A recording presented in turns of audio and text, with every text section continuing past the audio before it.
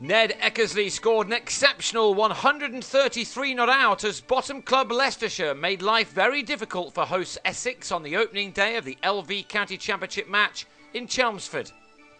Acting captain Matt Boyce won the toss and batted first, a spot-on decision which worked for his team right from the start. Runs came at quite a rate in the early exchanges, with both Leicestershire openers, Niall O'Brien and Greg Smith, playing some fine shots on another sweltering hot day in the southeast. An excellent batting surface at the Essex County ground and a lightning-quick outfield made life as a bowler a little uncomfortable, as David Masters and Graham Napier are soon discovering. Napier did try hard, and this effort ball from the all-rounder had Smith on the floor. The bowler was then convinced that he'd broken through after half an hour and was mystified as to why this shout for LBW against Smith was not answered in the affirmative. Those moments of concern out of the way, Smith and O'Brien were now able to get their side off to a cracking start against a team which this season has had some memorable days and some horrible ones. Nobody is ever quite certain what you're going to get out of them from one day to the next. On this occasion they came up against two batsmen who looked in fine fettle. O'Brien especially, he raced to a 50 from only 52 balls, this being one of his 8 fours. However, he was out in the next over, Tymal Mills's pace proving to be too much for the defensive shot as the Irishman departed for 51 at 91 for 1. Smith was also out before lunch, top-edging a pull off a Tom Craddock long hop, which somehow found its way into the hands of Masters as Smith went for 46. Leicestershire also lost Joe Burns after the break for 8, but then Eckersley began to impress.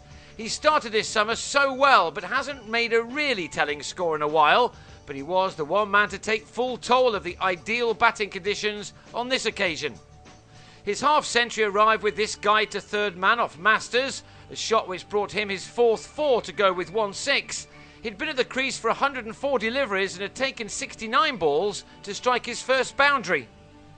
He shared in a 97-run stand with Shiv Thakur, who was out for a patient 36 when he edged Craddock to OA Shah shortly before tea. But the last session belonged wholeheartedly to Eckersley and the visitors, most notably Boyce. Bowling cannot have been that easy in the baking hot weather, and if the Essex attack was tiring in the evening, then these two batsmen certainly took full advantage. Leg spinner Craddock, who impressed against England, losing his 5-wicket haul as the match lost its first-class status, was unable to repeat his heroics there, offering the occasional 4-ball as this pair of batsmen started to develop a very handy partnership on what was one of Leicestershire's best days of the summer. It certainly was for Eckersley. He whacked a short ball from Craddock for his second 6. On his way to an excellent 100, which arrived off his 199th delivery.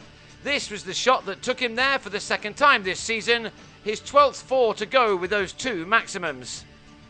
And he didn't open the door to Essex in the final half hour or so, as he closed in on his career best of 137, made against Glamorgan last year.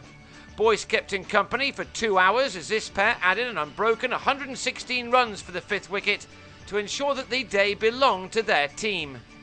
Both batsmen have the chance to score plenty more on day 2 when conditions will be similar.